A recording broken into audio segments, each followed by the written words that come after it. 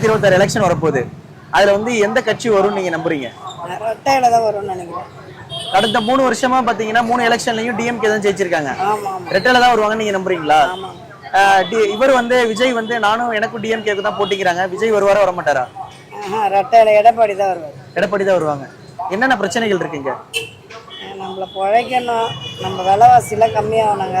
நம்ம ஒன்றும் அது வேணும் கேட்கல, விலைவாசி குறையணும், நாங்கள் நல்லபடியாக இருக்கணும், அவ்வளோதான். நல்லா சம்பாரித்து சாப்பிடணும். அவங்க வந்தால் நல்லா செய்வான்னு நினைக்கிறேன் சார். உண்மையாக அவங்க தான் வருவாங்க, ஏடிஎம்கே தான் வருவாங்க. நன்றி. 2026 வந்து யாரு வந்து ஜெயிப்பாங்க? எந்த கட்சி ஜெயிக்கும்னு நினைக்கிறீங்க? யார் வந்தாலும் சந்தோஷம்தான். என்ன யார் வந்தாலும் நம்ம கட்டளை கிடையாது. நல்லா ஒருத்தர் இருக்கிறான், யார் வரணும் அவங்க வந்தால் தீரும். இப்போ டிவிக்கு விஜய் ஜெயிச்சா உங்களுக்கு நல்லது பண்ணுவார் நம்புறீங்களா? அதான் சொல்கிறேண்ணே, யார் வந்தாலும் நல்லது பண்ண போகிறாங்க, அவ்வளோதான். 2026 எலெக்ஷன்ல வந்து எந்த கட்சி இந்த தொகுதிக்கு வந்து ஜெயிப்பாங்க நீங்க நம்புறீங்க? டிஎம்கே தான் வரும். டிஎம்கே தான் வரும். இப்போ வந்து விஜய் சொல்றாரு, டிவிகே விஜய் டிஎம்கேக்கும் டிவிகேக்கு தான் போட்டின்னு சொல்றாரு. அவர் வர மாட்டாரா? இல்ல அவர் டிஎம்கேக்கும் விஜய்க்கும் சம்பந்தமே இல்லை. அவரெல்லாம் எந்த மொழியா இருக்கிறாரு, இவரு போய் அவர்கிட்ட சமமா ஒப்பிட முடியுங்களா? அவர் நேற்று வந்தார். இவங்க 75 வருஷம் பழமையான ஒரு கட்சி. அதுல வந்து எல்லாத்துலயும் அவங்க வந்து எல்லா ஆளுமை எல்லாத்துலயும் அவங்க திறமைசாலிங்க, அனுபவம் உள்ளவங்க. ஒரு சாதாரண மனுஷனுக்கு என்ன தரணும் இல்ல அவங்களுக்கு தேவையானதெல்லாம் இவங்களுக்கு தான் தெரியும். விஜய்க்குலாம் ஒண்ணு சினிமா நடிச்சு வந்து இப்போ வந்து அவங்களுக்கு எதிர்ப்புன்னு சொல்றதுக்கு ஒரு ஒரு லெவல் வேணாவா? தொகுதி இப்போ வந்து ஏன்னா எல்லா கட்சியும் உடஞ்சி போச்சு. இருக்கிறதுலே உண்மை பார்த்தீங்கன்னா இப்போ எந்த கட்சியும் ஆப்போசிட்ல இல்லை. இப்போ டிஎம்கே விட்டா வேற எந்த கட்சியும் இல்லை. ஏடிஎம்கே எல்லாமே ஆல்ரெடி உடஞ்சி போச்சு. இப்போ இருக்கிற மற்ற கட்சிகள்லாம் ஏற்கனவே கிடையாது. இப்போ வந்து மெஜாரிட்டின்னு எடுத்துன்னு போனால் இப்போ விஜய் கட்சி தான் ஆதரவு, எல்லாருமே நிறைய யங்கஸ்ட் வந்து ஆதரவு கொடுத்துருக்குறாங்க. அப்படி பார்க்குற வகையில் பார்த்தீங்கன்னா அவர் எதிர்கட்சி வரதுக்கான வாய்ப்புகள் இருக்கு. அதாவது 2026 எதிர்கட்சியா வரதுக்கு வாய்ப்பு இருக்கு. ஆனா டிஎம்கே தான் வருவாங்கன்னு நீங்க சொல்றீங்க. அது 100%. அதில் வந்து மாற்று கருத்தே கிடையாது. ஏன்னா சீனியாரிட்டி ப்ளஸ் வந்து எல்லாத்தையும் தெரிஞ்சவர், இது கூட ஆளுநர், அவங்க அப்பா ஆளி கூட இப்போ இவரும் வந்து கரெக்டாக தான் ஹேண்டில் பண்ணின்னு போகிறார். எந்த விதமான குறைபாடு இல்லை. நிறைய குறைகள் அதுக்கு அரசியல் பார்த்தா குறைகள் நிறைய இருக்கும். அந்த குறைகள்லாம் இருக்காமல் நேரில் பார்த்தோன்னா அவர் மட்டும்தான். இப்போ இங்கே சேப்பாக்கம் தொகுதியில் வந்து பார்த்தீங்கன்னா நிறைய ஆபத்தான கட்டிடங்கள் இருக்கு. அதாவது வரம்பு மீறி கட்டப்பட்ட கட்டிடங்கள் இருக்கு. குப்பை அகற்றுதல் வந்து சிக்கல் இருக்கு. கூட்ட நெரிசல் அதிகமா இருக்கு. இன்னும் பாத்தீங்கன்னா சுற்றுலா பயணிகளோட எண்ணிக்கை அதிகமா இருக்கிறதுனால பார்க்கிங் ஏரியாஸ் வந்து சரியில்லை அப்படிங்கிற நிறைய குறைகள் இருக்கு. அது இருக்கு பார்க்கிங் குறைகள் வந்து நிறைய இருக்கு. ஏன்னா 20 வருஷமாவே இருக்கு. அது வந்து இந்த இடம் வந்து ஆக்சுவலா வந்து கலைஞர் தோழர் வந்து இந்த பிரிட்ஜ் வந்து இந்த இடத்துக்கு போடுறேன்னு சொன்னதான். அது வந்து அதுக்கப்புறம் என்ன ஆச்சுன்னா இடம் சுருக்கி போச்சு, கட்டணம் வந்து பிரிட்ஜ் அங்கே போயிடுச்சு. ஆனால் இந்த இடத்துக்கு ஒரு சேஃப்டியான ஒரு போலீஸ்காரங்களை போடணும்னு நாங்களும் கம்ப்ளைண்ட் பண்ணியிருக்கோம். தொகுதி எம்எல்ஏட்டையும் கொடுத்துருக்குறோம். இது வந்து பராமரிப்பு இந்த மீசாப்பேட்டை தொகுதியும் அந்த ஐசோஸ் முனையும் கொஞ்சம் சீர்படுத்தினா உண்மையிலேயே நல்லாயிருக்கும். இந்த தொகுதி வந்து நல்லா தான் இருக்குது. ஆனால் இந்த வகையில் பார்த்தீங்கன்னா டிராஃபிக் வயலன்ஸு குப்பெல்லாம் நல்லா எடுக்கிறாங்க, அதெல்லாம் ஒன்றும் பிரச்சனை கிடையாது. இது வயலன்ஸ் இருக்கிறதுனால இருக்குதுன்னா அந்த குப்பைகள் வந்து தெரியுது. ஏன்னா ரோட்ல பார்த்தீங்கன்னா வண்டிங்க வந்து நிறைய ஜாம் ஆகுறதால சில குப்பைகள் வந்து அதில் சேரதான் தெரியும். ஏன்னா போகிறவன் இப்போ எல்லாம் எல்லாருக்குமே வந்து மனசில் எதுவுமே கிடையாது. வண்டியில் எடுத்துன்னு வராங்க, அப்படியே ரோட்டில் கூப்பிட்டு போகிறாங்க. இப்போ குப்பை தொட்டி வச்சு கூட வண்டியில் நீங்கள் பார்த்தீங்கன்னா சில டைமில் சில கேமராவில் செக் பண்ணி பாருங்க, ஆட்டோவில் உட்காந்துனே போகிறாங்க, அப்படியே தூக்கி வண்டி ரோட்டில் போட்டு போகிறாங்க. பிரிட்ஜு மேலே ஏறுறாங்க, 2 வீலர் வச்சுன்னு போகிறாங்க, 2 வீலர்லேருந்து அப்படியே தூக்கி போகிறாங்க. அப்போ அது என்ன ஆகுது, அது காற்றடிச்ச போது அந்த கலைஞ்சி அந்த குப்பையெல்லாம் வந்து ரோடுக்கு வருது. அப்போ பெருக்கிறவங்க மேலே நம்ம என்ன குறை சொல்றோம்? இந்த 5 ஆண்டு டிஎம்கே ஆட்சியில உங்களுக்கு எதுவும் குறைகளா தென்படலையா சார்? குறைகள்னு பார்த்தா எல்லா கட்சியிலையும் இருக்கு. நமக்கு தேவை நம்மளோட சேஃப்டிக்கு என்னென்ன பண்றாங்க. முஸ்லீம்ஸ்களுக்கு ஆதரவு கொடுக்குறாரு. மற்ற மக்களுக்கு என்ன செய்யணுமோ சில விஷயங்கள் வந்து அரசியலை செய்ய முடியாது. எல்லா வாக்குறுதிகள் கொடுக்கலாம், ஆனால் செய்யலை. அது கொஞ்சம் கொஞ்சமாக செய்கிறேன்னு சொல்லியிருக்காரு. இபிஐ வந்து கட்டணத்தை நாங்கள் ரிக்வெஸ்ட் பண்ணுறோம். இபிஐ வந்து மாதம் ரிப்போர்ட்ஸ் எடுக்கிறேன்னாரு, அது எடுக்கலை. அது கொஞ்சம் மாதம் எடுத்தாருன்னா நல்லாயிருக்கும். இன்னும் அவருக்கு வந்து எல்லாருமே சப்போர்ட், பப்ளிக் சப்போர்ட் இன்னும் அதிகமாக கிடைக்கும். நிறையா போராட்டம்ஸ் பார்க்குறோம், நிறையா வந்து பிரச்சனைகள் சந்திக்கிறோம் ஆட்டோ டிரைவர்ஸ் எல்லாம். அதுலேருந்து நாங்கள் கோரிக்கை வைக்கிறது எதுவுமே வந்து யாரும் அதை பற்றி பெருசாக கொண்டு போகிறது இல்லை. அது என்ன காரணம் எது? ஏன்னா இப்போ பைக் டாக்ஸிக்கு ஆதரவு கொடுக்குறாங்க. இப்போ பைக் டாக்ஸிக்கு ஆதரவு கொடுக்கும்போது அந்த பைக் டாக்ஸி நிறுவனம் தடை பண்ணிட்டாங்க. 2 வீலர் தடைன்னு சொல்லிட்டாங்க. போலீஸ்காரன் பிடிச்சா 10,000 ஃபைன்ன்றாங்க. அது டைரக்டா ரேபிடோவே தடை பண்ணலாமே. அதையே நாங்க இப்போ எங்களுக்குள்ள தானே சண்டை வருது, டிரைவர்ஸுக்கும் வந்து ஆட்டோ டிரைவர்ஸ்க்கும் தானே சண்டை வருது. அது ரேபிடோக்காரங்க டைரக்டா தடை பண்ணிட்டாங்கன்னா அது எந்த ஒரு பிரச்சனையும் வரப்போறது இல்லை, டாக்ஸி ஓட்ட போறது இல்லை, அவங்க பாட்டு அவங்க வேலையை பார்க்க போறாங்க. ஆனா அந்த தடையை பண்ண மாட்டேன்றாங்க. அதை பத்தின மனு ஏதாவது கொடுத்துருக்கீங்களா? நிறைய கொடுத்தாச்சு, நிறைய கம்ப்ளைண்ட் பண்ணியாச்சு, நிறைய மனுவும் கொடுத்தாச்சு. ஆனா அதுக்கு எந்த ஒரு போக்குவரத்து ரெஸ்பான்ஸ் சங்கத்துல இருந்து ஆல்ரெடி வந்து பிரச்சனைக்கு போயிட்டு சங்கத்துல இருந்து லெட்டர் கொடுத்து சிஐடி சங்கம் எத்தனை வாட்டி ஆர்ப்பாட்டம் பண்ணிருக்கு, அதை பத்தி கோரிக்கை எடுக்கிறேன்னு சொல்லியிருக்காங்க. அதுக்கப்புறம் தான் வந்து இந்த 10,000 ரூபாய் ஃபைன் போட்டு பிடிக்கிறேன்னு சொன்னது. ஆனா அவரு லாஸ்டா என்ன சொல்றாங்கன்னா, நீங்க பிடிச்சி கொடுங்க போலீஸ்காரங்கிட்ட, நாங்க ஃபைன் பண்றோம். அப்போ நாங்க பிடிச்சி கொடுக்கறதுக்கு போலீஸ்காரங்க எது?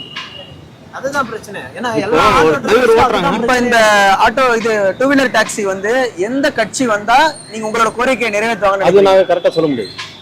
அது வந்து இப்ப கட்சிக்காரங்க எல்லாம் சொல்லுவாங்க, எலெக்ஷன் டைம்ல நாங்க கோரிக்கை எடுத்துக்கிறோம், நீங்க வந்து எங்களுக்கு வாக்கு செலுத்துங்க, நாங்க வந்து அதை பண்ணுவோம் அப்படின்னு சொல்லுவாங்க. பட் அது நேர்படா இருக்கும்னு பார்த்தா இப்ப கரண்ட்ல இருக்க கட்சி வந்து எல்லாத்தையும் சப்போர்ட் பண்ணிட்டு இருக்காங்க. இந்த ஆட்டோ சங்கம் கட்சியா அதுலதான் இருக்கு. அதுக்கே அவங்க ரெஸ்பான்ஸ் பண்ணல. அது ரெஸ்பான்ஸ் பண்ணியிருந்தாங்கன்னா எங்களுக்கு இப்போ ஆட்டோ ஓட்டுற எல்லாத்துக்கும் வந்து ஒரு பெரிய ஒரு ஆறுதலாக கிடைச்சிருக்கும். ஆனா எந்த ஒரு ரெஸ்பான்ஸ், மீட்டர் கட்டணம் பார்த்தீங்கன்னா 25 இருக்கு, இபி பில்லு ஏறி இருக்கு, ஆனா ஆட்டோட எந்த ஒரு பில்லும் ஏறல. அப்படி அந்த இவ்வளவு பிரச்சனைகள் இருந்தாலும் 2026ல நீங்க வரணும்னு விருப்பப்படுற கட்சி டிஎம்கே. அப்கோர்ஸ். ஏன்னா மெஜாரிட்டி பாத்தீங்கன்னா டிஎம்கே வந்து நிறைய கூட்டணி கட்சிகள் இருக்கு. எதிர்கட்சி தலைவரா வந்து விஜய் வரணும்ன்றது எல்லாரோட இது ஆதரவு. ஏன்னா ஏடிஎம்கே வந்து கட்சியே இல்லாம போயிடுச்சு, இப்போ நிறைய பாலிடிக்ஸ் இஷ்யூஸ்னால கட்சி இல்லாம போயிடுச்சு. அதனால நெக்ஸ்ட் எலெக்ஷன்ல வேணா வரதுக்கான வாய்ப்பு இருக்கு. இப்போ வந்து 2026 எலெக்ஷன்ல எந்த கட்சி ஆட்சிக்கு வந்தா நல்லா இருக்கும், இந்த தொகுதிக்கு யார் எம்எல்ஏ வந்தா நல்லா இருக்கும்னு நினைக்கிறீங்க? கட்சி வந்து எந்த கட்சி வரணும்னு சொல்லிட்டு இல்லை, பப்ளிக் சர்வீஸ்க்கு வந்து கட்சி வந்து ஹெல்ப் பண்ணணும். ஓகேவா? இப்போ வந்து நம்ம வந்து ஒரு இது பண்ணா கம்ப்ளைண்ட் வந்து ரைஸ் ஆகணும். இந்த கம்ப்ளைண்ட் வந்து ரைஸ் ஆகாமல் வெயிட் பண்ணுங்க, நான் ஆக்ஷன் எடுக்கிறேன். இப்போ வந்து இந்த ஏரியாவுக்கு வந்து 5 வருஷமா கண்டினியூஸாக டிஎம்கே தான் வந்துன்னு. ஸோ ஒரு நிறைய பப்ளிக் ஆப்ஷன் வந்து கட்சியை சேஞ்ச் பண்ணி பார்ப்போம், புதுசாக என்ன பண்ணுறாங்க. ஓகேவா? டெவலப் வந்து ஆகுது, சீக்கிரம் ஆக மாட்டேங்குது. ஒரு கோரிக்கை வச்சா சீக்கிரமா ஆக மாட்டேங்குது. ஸோ இந்த கட்சி தான் நான் சப்போர்ட் பண்ணுவேன்னு சொல்லிட்டு டிஃப்ரெண்ட் சேஞ்ச் ஆகி பார்ப்போம் என்ன பண்ண போறாங்க. 3 எலெக்ஷன்லையும் டிஎம்கே தான் இந்த தொகுதியில வந்து சிட்டிங் எம்எல்ஏவா இருந்துட்டு வராங்க. இப்போ 4வது எலெக்ஷன் நடக்க போது 2026ல. ஸோ இந்த தேர்தலில் வந்து நீங்க மாற்று அரசியலை நோக்கி போறீங்க அப்படின்னா எந்த கட்சிக்கு போவீங்க அப்படின்னு கேட்குறேன். அடுத்த இப்போ வந்து இருக்கிறதே 3 கட்சி தான் இப்போ. ஓகேவா? ADMK, DMK, TVK. இப்போ வந்து மாற்றம் ஆகணும்னா புது கட்சி வந்தால் தான் சேஞ்ச் ஆகுதா இல்லையா சொல்லிட்டு பார்க்கணும். அதை நீங்க யாரு வரணும்னு விரும்புறீங்க? நீங்க மாற்று அரசியலா யாரை பாக்குறீங்க? டிவிகே, ஏடிஎம்கே, டிஎம்கேல நீங்க மாற்று அரசியலா யாரை பாக்குறீங்க? டிவிகே பாக்குறீங்க. சரி, ஓகே. இப்போ வந்து 2026 எலெக்ஷன்ல வந்து உதயநிதி ஸ்டாலின் இதே தொகுதியில் நிக்கிறாங்க. இதே தொகுதியில வந்து விஜய் அவர்களும் போட்டிடுறாரு அப்படின்னா விஜய் அவர்கள் ஜெயிப்பாரு நீங்க நினைக்கிறீங்களா? அது டவுட்டு தான்.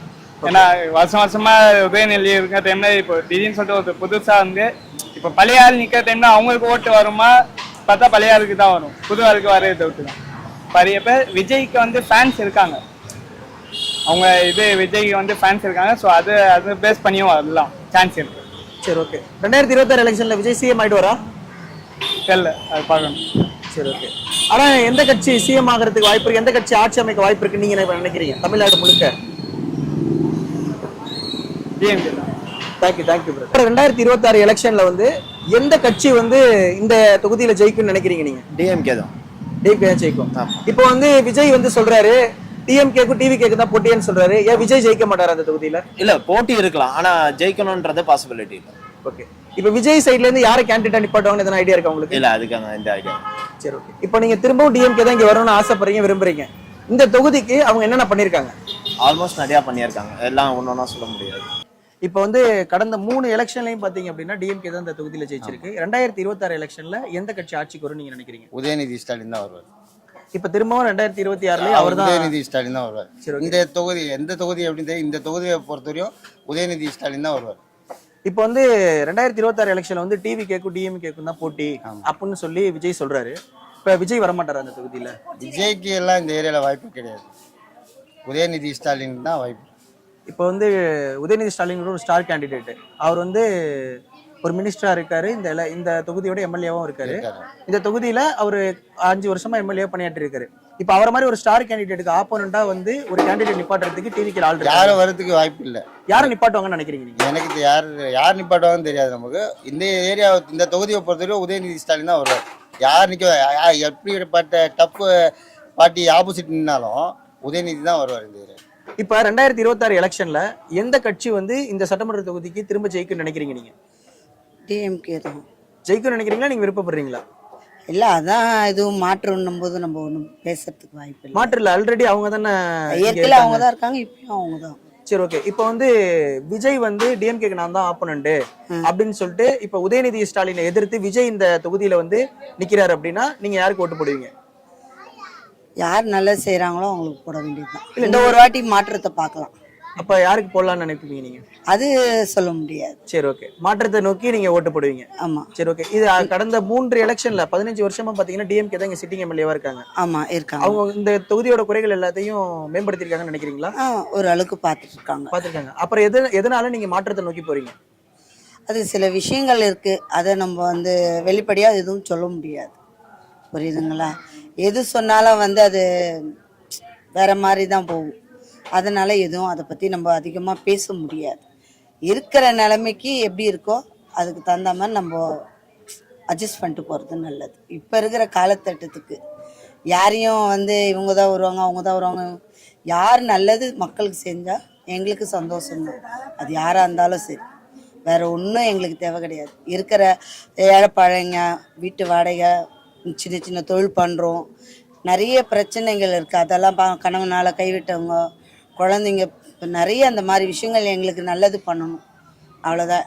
வேற எதுவும் நாங்கள் அவங்கக்கிட்ட கேட்க போகல. யார் வந்தாலும் எங்களுக்கு சந்தோஷம். இந்த 5 வருஷத்துல வந்து டிஎம்கே நீங்க எதனா பயனடைஞ்சிருக்கீங்களா? இந்த மாதிரி எதனா ஒரு உதவித்தொகை அந்த மாதிரி ஓரளவுக்கு அடைஞ்சு மகளிர் உதவித்தொகை வாங்கிட்டு இருக்கீங்க? வாங்கிட்டு இருக்கோம். சரி, ஓகே. இருந்தாலும் வந்து ஒரு மாற்றத்தை நோக்கி பயணிக்கணும்னு நினைக்கிறீங்க? ஆமாம். ஆனா வணக்கம், உங்க பேர் என்னண்ணா? கணேஷ். நீங்க எந்த தொகுதியில இருக்கீங்க? சேப்பாக்கம் தொகுதி. இந்த சேப்பாக்கம் தொகுதியோட எம்எல்ஏ யாருன்னு தெரியுமா உங்களுக்கு? ஸ்டாலின், உதயநிதி. ஓகே. இப்போ வந்து கடந்த 3 எலெக்ஷன்லையும் பாத்தீங்க அப்படின்னா டிஎம்கே தான் வந்து சிட்டிங் எம்எல்ஏவா இருக்காங்க இந்த தொகுதியில. இப்ப 2026 எலெக்ஷன்ல எந்த கட்சி வந்து திரும்ப எம்எல்ஏ வருவாங்கன்னு நீங்க நினைக்கிறீங்க? டவுட்டு தான். உங்களோட விருப்பம் என்ன? எந்த கட்சி வருவாங்க பெரும்பான்மையா சொல்ல இருப்பாங்க? முடியாது, எல்லாம் பிரிஞ்சு இருக்குல்ல, எல்லாம் பிரிஞ்சு இருக்கு, அதால எதுவுமே சொல்ல முடியாது. இப்போ வந்து டிஎம்கேக்கும் டிவிகேக்கும் தான் போட்டி அப்படின்னு சொல்லிட்டு விஜய் சொல்றாரு. இப்ப வந்து விஜய் இந்த எலெக்ஷன்ல ஜெயிக்கிறதுக்கு வாய்ப்பு இருக்கா 2026 எலெக்ஷன்ல? அது சொல்ல முடியாது, மக்களுடைய இதுதான். இப்ப 2026ல வந்து எகைன் வந்து திரும்பவும் இதே தொகுதியில வந்து உதயநிதி ஸ்டாலின் தான் போட்டியிட போறாங்க அப்படின்னு சொல்றாங்க. அவரை எதிர்த்து ஒருவேளை வந்து விஜய் இந்த இடத்துல உதயநிதி ஸ்டாலின் எதிர்த்து போட்டிட்டா நீங்க விஜய்க்கு ஓட்டு போடுவீங்களா? விஜய்க்கெல்லாம் சொல்ல முடியாது சார், அதெல்லாம் சொல்ல முடியாது. இங்க யார் சார் வந்து பாக்குறாங்க? யாரும் பார்க்கறது இல்லை. எதுக்கு அது ஓட்டு போடணும்? ஓட்டு போடாமல் இருக்கிறது வேஸ்ட். ஜனநாயகத்துக்கோசம் ஓட்டு போடலாம், அதுக்கோசம் கட்சிக்கோசம் ஓட்டு போடக்கூடாது.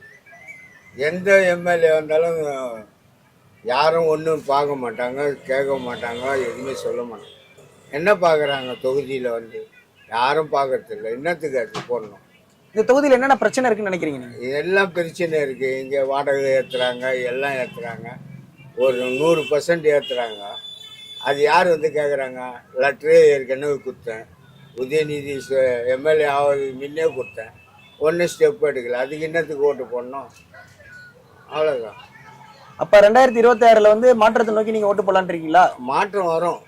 அப்போ டிஎம்கேக்கு மாற்று கட்சியாக நீங்கள் எதை நினைக்கிறீங்க? அதெல்லாம் நினைக்க முடியாது சார். இதெல்லாம் இப்போ நிறைய பிரிஞ்சிச்சு ஓட்டெல்லாம். வேற என்ன பிரச்சனைகள் இருக்கு இந்த தொகுதியில்? நிறைய பிரச்சனை சார். யார் கண்டு இது பண்ணுறாங்க? யாருமே செய்யுது. நான் இந்த மார்க்கெட்டை பற்றி எல்லாமே ஒரு லெட்டரும் கொடுத்தேன், எம்எல்ஏ ஆகிறதுக்கு முன்னே கொடுத்தேன், அது ஸ்டெப் எடுக்கலை. என்ன பண்ணுறது? அதுக்கு என்னத்துக்கு ஓட்டு போடணும்? நம்ம நேரடியாக ஒரு கேள்வி கேட்குறேன். 2026ல் எந்த கட்சி இங்கே வந்துச்சு திரும்ப வந்து ஜெயிச்சிச்சு அப்படின்னா இந்த உங்களோட பிரச்சனைகளை தீர்க்கும் நீங்கள் நம்புறீங்க? எதுவும் நான் எந்த எம்எல்ஏ நம்ப முடியாது சார், எந்த எம்எல்ஏ நம்ப முடியாது. எல்லாம் சம்பாரிச்சு சென்ட்ரல் கவர்மெண்ட்டுக்கு தான் கொடுப்பாங்க.